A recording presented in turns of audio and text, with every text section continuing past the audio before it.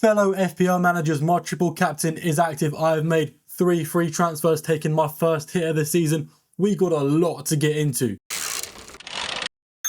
Before anything though, we'll quickly look at my disaster in double game week 32. I had plenty double game week players. I had a pretty good lineup, or at least so I thought, but I really missed out on Marmoush this game week, and it practically caused me to get a fairly big red arrow from 52k overall to 72k overall. But this is understandable because there were lots of triple captains used, lots of bench boosts used. So at the end of the day, I'm not going to beat myself up too much about it. You know, I still have my triple captain, still have my wild card, and still have my bench boost.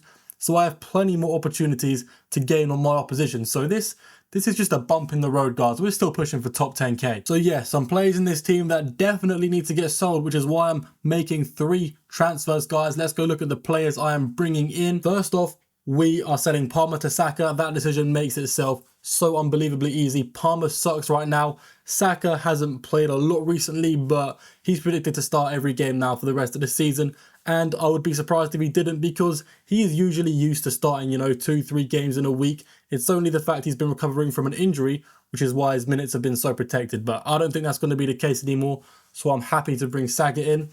The next transfer I'm making is really annoying. I've got to sell Gabriel to Saliba, a transfer I don't want to have to make, but because Gabriel got injured for the rest of the season, I have to bring in Saliba, a transfer I don't want to make, which is leading to a -4 that I also didn't want to take.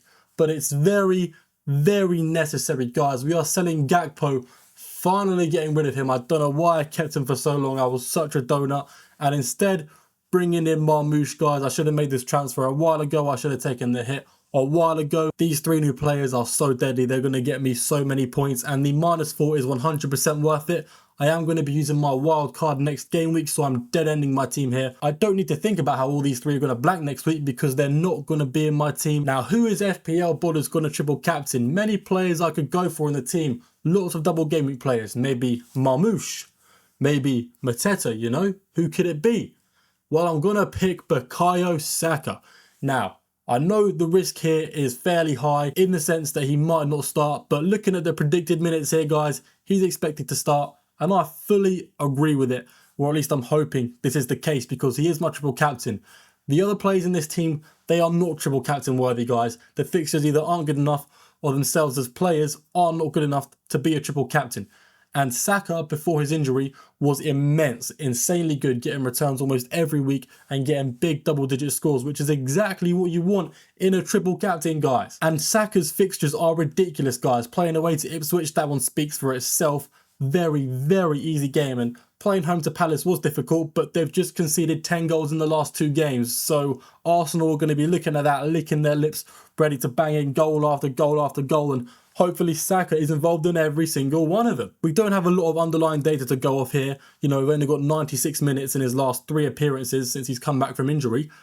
But he is currently averaging about 1.4 expected goal involvements per 90, if you think about it, because we're basically looking at 90 minutes here, and he's got 1.4 expected goal involvements. Therefore, his underlying data, technically speaking, is insane, but it's a very small sample size, so I'm not going to try and jinx myself. I'm not going to try and lie and tell you it's amazing, but it's promising.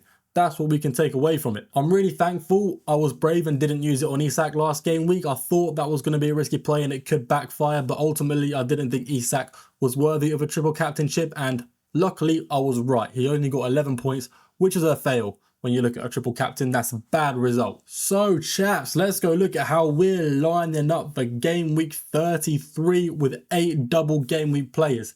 In the defence, we're looking insanely healthy. We've got double Arsenal defence in Raya and Saliba with 2 decent fixtures. There could be 2 clean sheets here. I'm hoping for at least 1, and Saliba has scored 2 goals this season.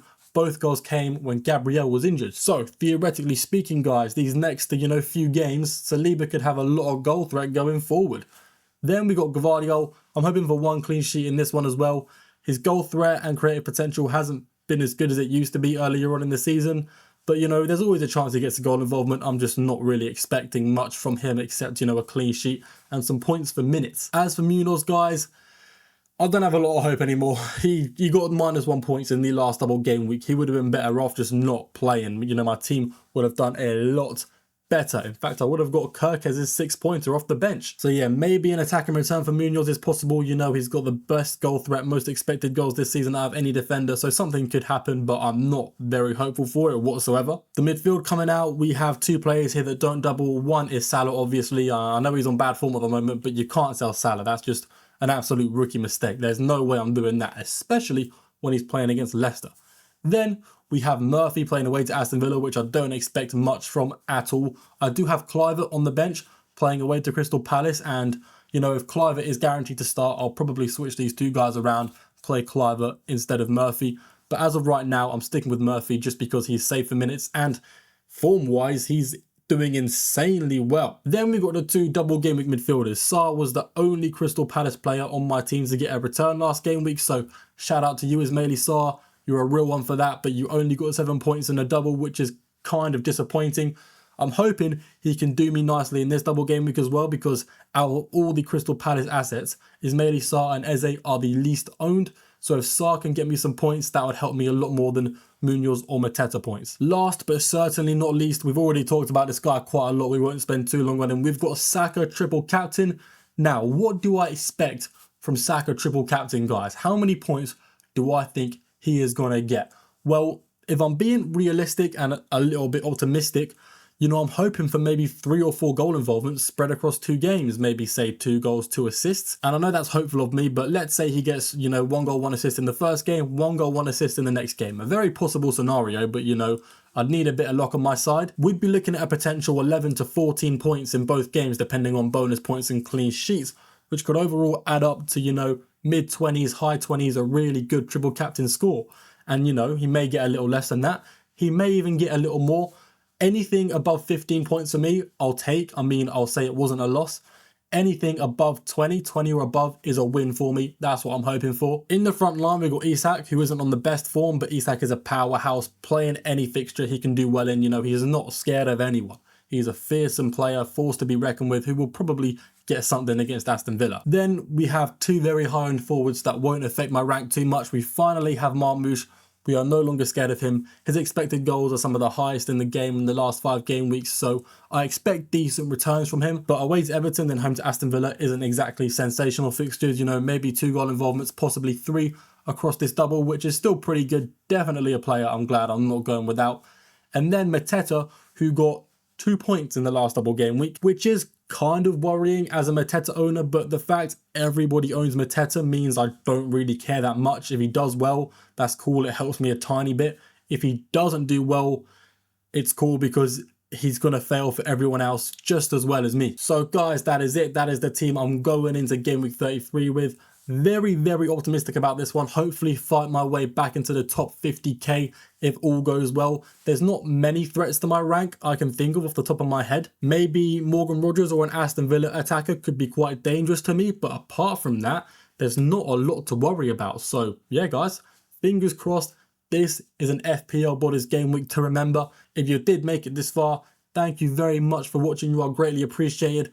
Let me know how you guys are lining up for double game week 33 and what your plans are for game week 34. Do you have a free hit? Do you have a wild card like me? Or are you one of those guys who wasted your chips or used them too early? Anyway, I will see you all in the next video.